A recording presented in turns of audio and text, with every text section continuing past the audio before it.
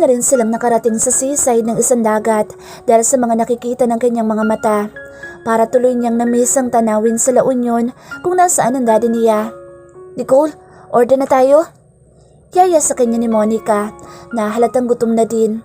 At sa sobrang gutom din niya ay halos maglaway siya sa mga pictures ng mga pagkain na nasa menu ng pagpipilian nila. Sa huli ay umorder na lang siya ng isang plate of shellfish with black Chilean mussels and clams, sauteed and chardonnay with garlic melba. Si Monica naman ay isang plate of sauteed baby squids with paprika, jelly and extra virgin olive oil ang in-order nito. Pagkatapos nilang kumain ay umorder din ng ladies drink si Monica at saka sila tumungo sa rooftop ng bar at para na siyang nakakita ng isang lugar kung saan payapan niyang maitutunghay ang kanyang mga mata. Makukulay na mga buildings sa Makati ang nagpapakinang sa mga mata nila habang iniinom ang tig-isang basong ladies drink na in-order nila. Ang sarap sa pakiramdam ng ganito, Monica. Nilangon niya ito na patuloy din ang pagmumuni-muni habang nakatingin sa mga maiilaw na building mula sa rooftop na kinaroroonan nila. Oo naman, paminsan-minsan, deserve naman natin na mag-relax, di ba? With those people who are always bring folders on your table and insisting that you have to do that, you have to do this. Sabay kawag pa nito sa kamay na parang nagpapamigay ng kung ano. Bigla siyang napatawa doon na talagang kailangan with action pa habang nagkukwento. Sa mga Montefalco rin pala ang hotel na ito, hindi ba? Ang tinutukoy niya ay ang boss nila sa advertising agency, pati ang may-ari ng Montefalco Airline. Oo, ang yaman talaga nila. And believe it or not, wala pa mga asawa ang 3 anak na lalaki na Sir Leonardo. Just miss nito sa kanya. Kung wala lang akong Anthony, nako, lagot sa akin ang mga iyon. Patawa naman ito. Kaya pala abot ang pakyut mo kay Sir Xavier noong minsan na nag-round siya? Pagak niyang tawa dito at halatang nabigla ito sa sinabi niya. Ha? Kailan yun? Hindi Pagkukunwari nito. Kunwari pa siya. Huling-huli na lulusot pa? Okay, fine. Irap nito sa kanya. Minsan na nga lang magpakyut na huli mo pa pala. Nakanguso nitong saad sa kanya. Wala namang masama doon, no? Pagtatanggol niya sa nakita niyang gawin nito nang minsan niya itong makitang nakatulala sa pagdaan ng kanilang boss. Nga pala, anong sabi ni na Tita Aileen nang hindi mo sinunod ang inutos niyang mag-resign ka na sa trabaho mo sa agency at tulungan mo na lang ang daddy mo sa mga business niyo? Nang mag-apply kasi siya sa agency na pinagtatrabahuhan nila, ay gulat siyang nakita rin si Monica na kasabayan din niyang umattend ng interview. Sinabihan kasi niya ito na mag-apply siya sa ibang company pagkatapos na may mangbastos sa kanya sa dating pinagtatrabahuhan. Sinabi nito sa kanya na kaya pumayag ang mga magulang nito na sumabay sa kanyang mag-apply ng trabaho ay upang matrain muna si Monica sa dapat niyang matutunan sa pagpapatakbo ng isang kumpanya. Kaya humingi muna ito ng time sa mga magulang nito para makapagtrabaho sa ibang kumpanya bago ito lumipat sa pamamahala ng ilang culinary schools ng pamilya nito. Gusto daw muna nitong matuto na tumayo sa sariling paa at hindi basta i-appoint lang dahil anak ito ng mga magulang nito na may-ari ng mga eskwelahan sa Manila. Although competent naman si Monica pero sa tingin niya ay hindi nito hilig ang uri ng negosyo ng pamilya nito kaya ganoon. Ang hilig nito ay more of art.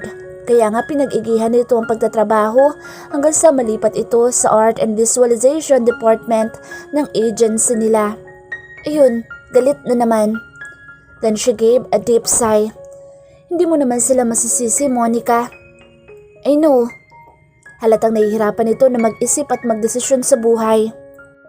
Nagpatuloy sila sa ganoong moment habang ninanamnam ang ganda ng gabi at napatingin na lang siya kay Monica nang hindi na ito muli pang nagsalita. Nanatili lang itong nakatitig sa magandang view ng bar. Naiintindihan naman niya ang kalagayan ng kaibigan niya kaya hinayaan na lang muna niya na makapag-isip ito at baka sakaling maliwanagan ito sa tunay na gusto nitong mangyari sa buhay maging sa sarili nitong pamilya. Kinabukasan ay sinama agad si Nicole sa meeting ni Mrs. San Gabriel kasama ang ilang department heads para makabuo sila ng magiging creative team para sa gagawin nilang commercial. Nagkaroon ng discussion tungkol sa kung paano nila mabilis at magandang mabubuo ang concept ng kanilang gagawing commercial para sa Montefalco Airlines at kailangan na raw itong makita ng mga Montefalco brothers, partikular si Leonardo Montefalco. Lahat halos sila ay hindi maipinta ang mga mukha nang nagbigay ng mga suggestion ang isa't isa. Pero siya ay nakatahimik lang at hinihintay niyang matapos magsalita ang mga nakapaligid na tao sa kanila. Maya-maya ay napatingin sa kanya si Mrs. San Gabriel. Nicole, what do you think? Maganda yung unang proposal ni Mr. Legaspi, hindi ba?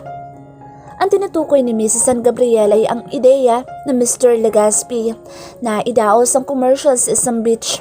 Tapos ay may mga turistang bababa mula sa eroplano ng Montefalco Airline, which is sa tingin niya ay common na para sa mga manonood. Okay naman po, but I have another idea to discuss, ma'am, if they want to hear it. Of course, pwede. Sang-ayon ito sa sinabi niya at ipinaliwanag nga niya ang concept na naisip niya para buuin ang commercial nila. Naisip niya na humanap ng isang kilalang artista na pwedeng gumanap na isang mommy na may kasamang anak sa biyahe. Pagkatapos, para ma-expose ang kabuuan ng eroplano, mula sa cabin, suit at minibar at iba pang parte ng eroplano, ay kunwaring hinahanap ng mommy ang anak nito matapos na bigla itong lumabas sa suit ng eroplano habang busy ito. Kaya simula sa paghahanap niya ng kanyang anak, ay pwede natin doon incorporate ang mga details tungkol sa kung ano ang pwedeng makita ng mga customers sakaling nasa loob na sila ng eroplano ng Montefalco Airlines. Nagpalakpakan ng mga kasamahan niya pagkatapos niyang ipaliwanag ang kabuuan ng concept na naisip niya. Bravo! Ang galing ng idea mo, Miss Ignacio. Agad ay puri sa kanya ng isang department head. Maging si Mrs. San Gabriel ay naupa-thumbs up sa kanya dahil sa nagustuhan ng mga tao sa meeting ang nabuo niyang concept para sa commercial. May ibang details pa silang inaayos katulad ng kung kailan isaset ang commercial para makahiram ng isang eroplano mula sa Montefalco Airlines. Maging ang mga kukunin nilang talents para gumanap na flight attendant, ang magmomi na bida sa commercial at mga importante pang tao para mabuo na ang concept na naisip niya. All set na ang gagawing commercial sa araw na iyon. Malaking pera rin ang nilaan ni Knight Montefalco para mabuo ang promotional ads na lalong magpapakilala sa airline company nito. Maging ang mga tao sa kanilang paligid ay excited na sa kalalabasan ng gagawin nila. Okay, sige, let's start. Sabi ng isa sa mga art director at pumalakpak pa ito para makuha ang atensyon ng ibang kasama nila. May problema, sir? Humahangos ang isang lalaki na nakasuot ng ID na isa sa mga cameraman. What's that? Naibaba tuloy ni Nicole ang iniinom niyang brewed coffee nang marinig niya ang humahangos na lalaki sa kanilang harapan. Si Miss Yuna po kasi, na-aksidente daw po sa isa niyang taping last night kaya hindi siya makakapunta ngayon para sa taping ng commercial. Muntik pa niyang maibuga ang kahihigop lang niyang kape nang marinig niya mula rito na hindi makakarating ang lead actress nila na gaganap ng mommy para sa commercial. Agad na tumakbo ang ilan sa mga kasama niya sa creative team at halatang hindi alam ang gagawin dahil sa hindi pagsulpot ni Miss Yuna. Patay tayo, Nicole, nito. Hindi pwede na madelay ang gagawin natin commercial ngayon. Milyon na mawawala sa Montefalco Airlines. Pati itong first class na eroplano na pinagamit nila sa atin, hindi ito bumiyahe para lang may magamit tayo. Turo nito sa mamahaling eroplano na gagamitin nila para sa commercial. Nawindang din siya sa nangyari. Bakit nga ba hindi sila kumuha ng walk-up kung sakaling hindi makarating ang lead actress nila? Napakamot na lang ng ulo ang ilan sa mga staff na kasama ng mga direktor. So, what are we going to do now? Inip na tanong ng direktor sa kanila. Dahil halatang hindi nila napagplanuhan ng biglaang pangyayari. Ganito na lang, sir. Baka pwedeng humanap na lang tayo ng ibang talent na papalit sa role ng mommy. Singit na tanong ng isa sa mga kasama niya. And who do you think can replace that role of Miss Yuna? At saan ka pa hahanap ngayong oras na ito, Aber? Mataray na saad ng isa pang gay director sa kanila. Namilog ang mga mata niya ng lahat ng mga kasamahan niya sa creative team ay sa kanya lahat tumingin. No, hindi pwede. This can't be happening. Sigaw ng utak niya. Nicole, baka pwedeng itry mo kung kaya mong palitan yung role ni Miss Yuna? Suwestyon ng isa sa kanya. Sabi na nga ba't yun ang tumatakbo sa mga utak ng mga ito at gustong mangyari ng mga tao sa paligid niya. Pero hindi ko kayang umarte. Tanggin niya sabay ilim pa ng ulo niya. Kaya mo yan, Nicole. Ikaw ang nakaisip ng concept na ito kaya sigurado ako na mabibigyan mo ng justice ang role ni Miss Yuna. At isa pa, pareho-pareho tayong malalagot sa management nito pagbalik natin sa office pag hindi natuloy itong commercial na ito. Paliwanag ng isa sa mga kasamahan pa niya. At wala na nga siyang nagawa kung hindi subukan kung papasa sa mga direktor ang gagawin niyang pag-arte sa commercial. Sana lang hindi siya magkamali. Inayusan siya ng mga makeup artist agad-agad and they make sure na maganda ang buhok niya dahil kailangan na may expose ang buhok niya habang nagbo-blower bago lumabas ng suit para hanapin ang anak niya. Yun kasi ang nasa script na dapat gawin. Buti na lang at kababagong rebond lang niya at nagpakulay din siya ng light golden brown na ipinagpasalamat niya na naisipan niyang gawin dahil kung hindi ay baka magmukhang dry ang itsura ng buhok niya. Pero palagi naman niyang inaalagaan ang kanyang buhok sa treatment kaya hindi naman siya ganoon kakaba na pangit ang maging itsura ng buhok niya sa commercial. At nagulat pa siya nang makita niyang itsura sa salamin. Parang nag-iba ang mukha niya. Hindi naman kasi siya palagi nag-aayos. Minsan, press powder at lipstick lang ang katapat pag pumapasok siya sa trabaho kaya nagulat siya sa pagbabago ng kanyang itsura. Bongga, let's start na.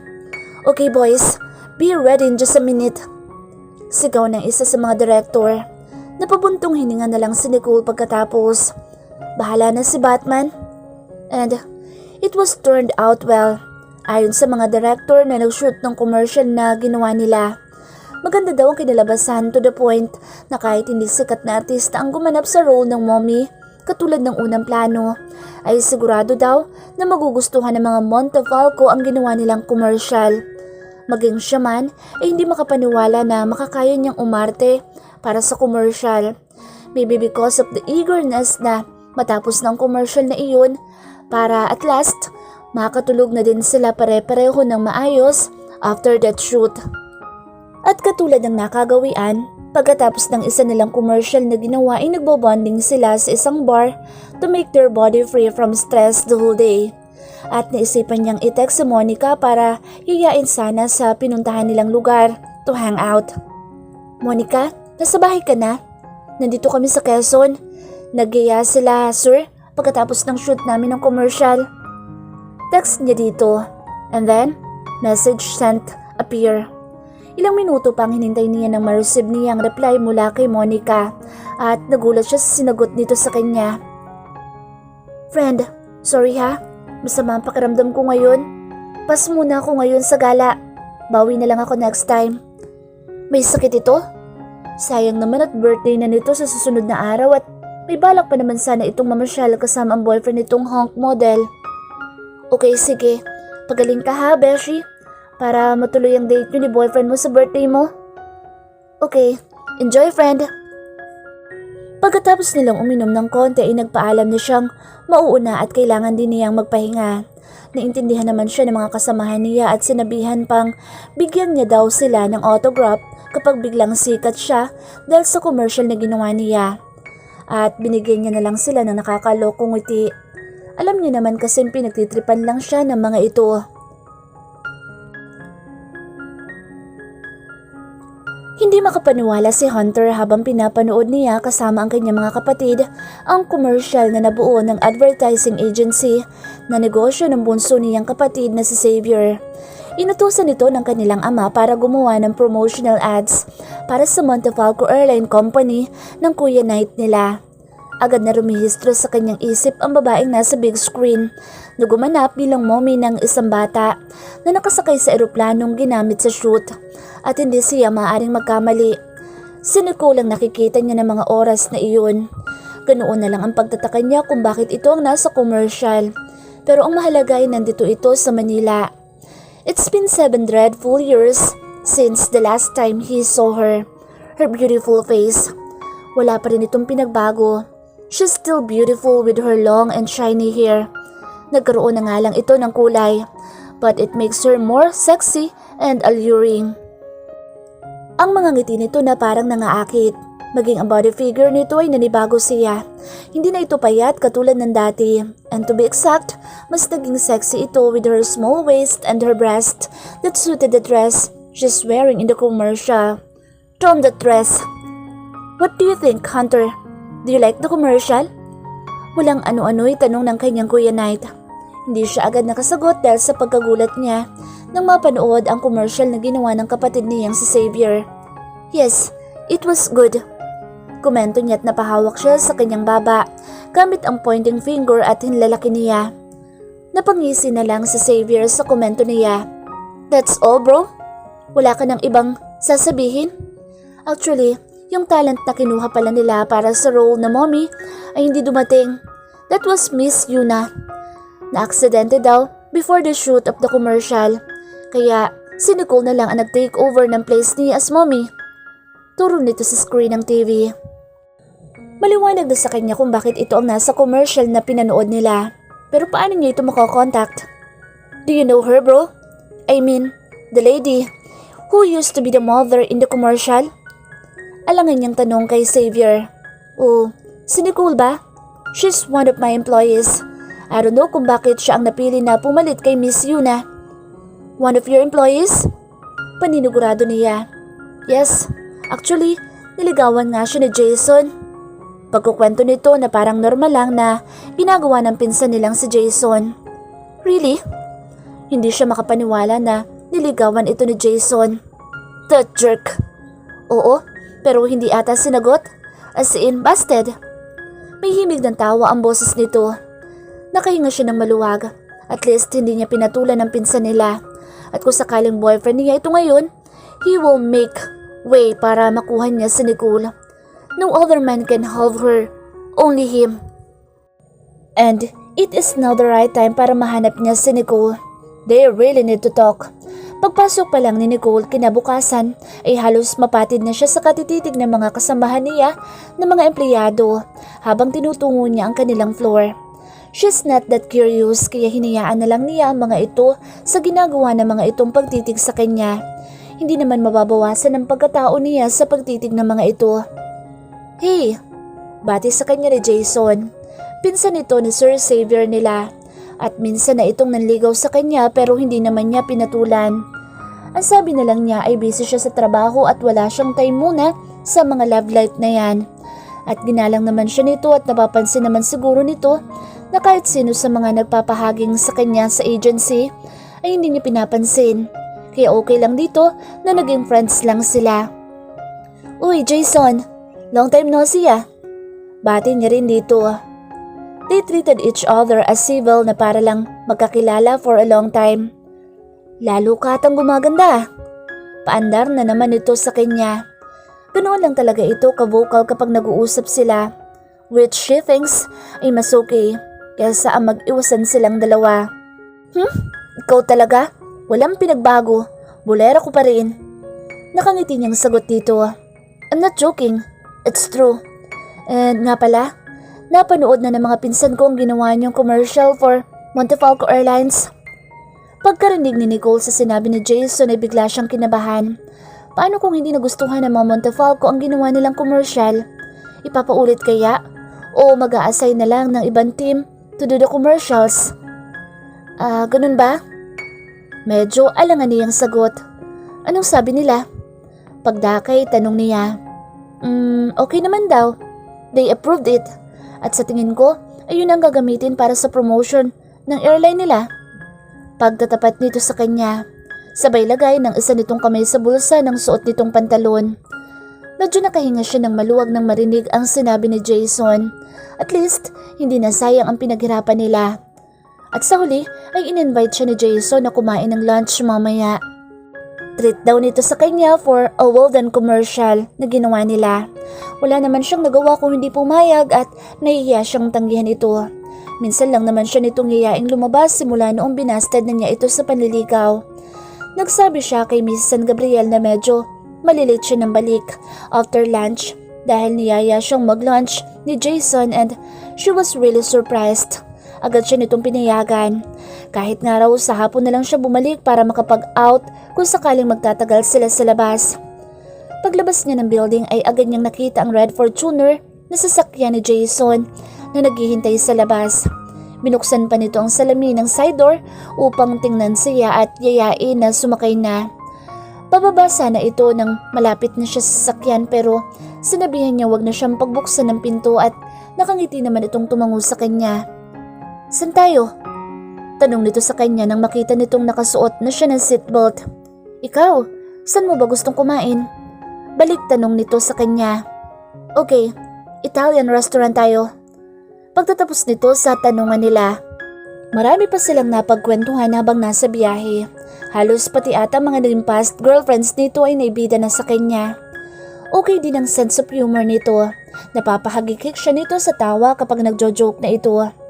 That makes her forget kung ano man ang kailangan niyang gawin. Sa isang Italian restaurant nga siya dinala ni Jason at katulad dati ay halos orderin na nito ang lahat ng pagkain sa menu pag sila ang magkasama. "Ang dami mo namang in-order, Jason." Nang makita niyang halos mapuno na ang table nila sa dami ng pagkain na in-order nito. "Okay lang yan. I want you to eat more para naman tumaba-taba ka." With matching kindat pa sa kanya. Ganoon ba siya kapayat? Medyo tumaba na nga siya. Unlike dati para siyang patpating kawayan. "Let's eat." Maya-maya ay yaya nito sa kanya. "Okay." Medyo nagulat pa siya nang inuna siyang lagyan ng pagkain sa plato ni Jason. Pero nagbawi naman agad siya ng tingin dito nang makita niyang nakangiti lang ito habang nilalagyan siya nito ng pagkain sa plato. Halos nakakalahati na sila ng kinakain nila nang may isang boses ang tumawag sa likuran niya at ganoon na lang ang gulat sa mukha niya nang big kasi ni Jason ang pangalan nito. "Hunter!" Tawag nito sa pangalan ng taong nasa likuran niya. Ang pangalan na iyon ay hindi nawaglit sa isip niya kailanman. Bigla ang kabang lumukob sa pagkatao niya at hindi niya alam kung lulunukin ba niya ang pagkain na nasa bibig niya o iluluwa na lang. Para kasing may kidlat na tumama sa kanya nang marinig niya ang pamilyar na pangalan mula sa likuran niya. Ito ba ang Hunter na kinalimutan na niya matagal na? O ibang tao? Sana'y nagkamali lang siya ng dinig sa sinabi ni Jason. "Bro, anong ginagawa mo dito?" Dugtong na tanong ni Jason sa kausap at hindi pa rin siya makatingin sa likuran niya. Parang na-freeze ata ang leeg niya sa nervyos at hindi man lang siya magkalakas ng loob para tingnan kung sinong Hunter ang tinawag nito. Until naglakad ito papunta sa lugar nila at nagpantay ang kanilang pwesto. Dito tuluyang napaawang ang bibig niya nang magtama ang kanilang mga mata. Not a single second na kumurap ito habang nakatingin sa kanya. Kita niya kung paano ang mga mata nito ay nakatitig sa kanya. Siya naman ay parang hinahalukay ang kaibuturan niya. Nang makita niya nabawi ito ng tingin at lumipat kay Jason ay saka lang siya napalunok. Dahilan kung bakit sa wakas ay nawala sa lalamunan niya ang pagkain na kanina pa nakabara doon. "I'm with my clients." Maikling sagot nito. Katabi na ngayon nito si Jason pero ang mata naman nito ay binalik sa kanya. Okay. By the way, bro, this is Nicole, my friend." Pakilala nito sa kanya at nakita niyang inilahad nito ang isang kamay nito para makipagkamay sa kanya. Hindi agad niya inilahad ang kamay niya na parang makukuryente siya kapag dumampi ang mga kamay nito sa kamay niya. At bakit parang hindi sila magkakilala kung umakto ito? "Nicole," untag sa kanya ni Jason. "Ha?" Napatingin pa siya sa side ni Jason na parang napahiya siya at nahuli siya nitong nakatulala habang nakatingin sa isang kamay ni Hunter na hindi pa rin tinatanggal sa ere. Alangan niyang inabot ang kamay ni Hunter at halos mapapitlag siya nang mariin itong pisili ng mga daliri niya. "Nice to meet you, Nicole." Parang nawala ang lahat ng tunog sa kanilang paligid at ang boses lang ni Hunter ang umalingaw-ngaw sa tenga niya. At nagulat na lang siya nang yayain ito ni Jason na umupo at sumabay sa kanilang kumain habang wala pa ang mga kamiting nito. Hinila nito ang isang upuan na katabi ni Jason na hindi hinihiwalay ang tingin sa kanya. Hindi tuloy niya alam kung napapansin ito ni Jason. Wag naman sana. Nang tuluyan na itong makaupo sa silya, ay biglang pag-ayos niya ng upo. Hindi niya alam kung ano ang dapat niyang sunod na gawin dahil sa ginagawa nitong pagtitig sa kanya. Binigyan ito ng isang plato ng waiter pero hindi naman ito kumilos para kumuha ng pagkain kahit ano. He just staring at her na sana ay hindi napapansin ni Jason. Mula sa mga mata nitong nakatunghay sa kanya ay nagbalik ang dating puot na nakatanim sa puso niya para dito. Nang iwanan siya nitong walang paalam at halos maubos ang utak niya sa pag-iisip kung bakit siya biglang iniwan nito kung kailan kailangan pa naman niya ang presensya nito sa kanyang tabi. At pinilig na lang niya ang kanyang ulo upang iwaksi ang kabanatang iyon ng buhay nila. And after all, wala na siyang pakialam dito. Even the reasons he had kung bakit ito umalis. At hindi niya alam kung nakikita nito ang pagdilim ng mata niya para sa lubungin ng mga titig nito. Doon niya napansin ang malaking pagbabago sa itsura nito. And she admitted, lalo itong gumuwapo. Kung dati, sanay siyang pure white t-shirt lang at pantalong maong ang suot nito. Ngayon ay mas nanibago siya dahil parang may malaking improvement sa lahat ng panlabas nitong itsura. She suddenly remember the moment na kinakiligan ito ng iba nilang mga classmates. But now, the maturity in his face, body and even the tone of his voice gives her 1,000 warning that this man in front of her right now is totally different from the Hunter she'd known 7 years ago. Agad niyang napansin ang kulay moreno nitong kulay dati ay hindi na bakas sa balat nito ngayon. Maputi na ito at kita niya ang kinis ng mukha nito na kahit sino at ang babae ay mapapatingin. Pero nandoon pa rin ang maganda nitong mga mata na may mahabang pilik mata na madalas niyang titigan kapag magkatabi sila ng upuan. Ang mga labi nitong minsan ay nahalikan na niya. Kulang na lang ay mapalunok siya sa naisip niyang bigla. Maski ang hairstyle nito, binago din. Ang katawan nitong batak dati sa trabaho ay mas lalo pang namutok dahil sa suot nitong sky blue na polo shirt at tinarnuhan ng maong pants na bagay sa malalaki nitong mga hita. At maya-maya nakita niyang ginalaw nito ng konti ang panga nito na hindi alam kung para saan o para kanino. Hunter? Bro? Nga pala, next week ay tuloy na ba ang party sa hotel mo? Tanong ni Jason na nagpabitaw sa mga mata nito sa kanya. Yes, you can also invite your friends bro, including Nicole. Napatingin na naman ito sa kanya. Really? That's great. Pagsang-ayon nito sa pinsan. Nicole, did you hear that? Hunter is also inviting you. So make your schedule free next week, okay? Baling naman ni Jason sa kanya. Okay. Maikli niyang sagot. Hindi niya alam kung tama pa ba ang intonation niya habang nagsasalita. Para kasing wala siya sa sarili ng mga oras na iyon. Bigla namang naisip ni Nicole na itaas ang wristwatch niya para kunwari tingnan ng kung anong oras na. Napansin naman ito ni Jason. Oh, I'm sorry. Late ka na ba sa work? Ihatid na kita sa office niyo. Sabay po na sa bibig nito ng tissue. Okay lang, magta-taxi na lang ako. Baka may pag-uusapan pa kayo ng pinsan mo.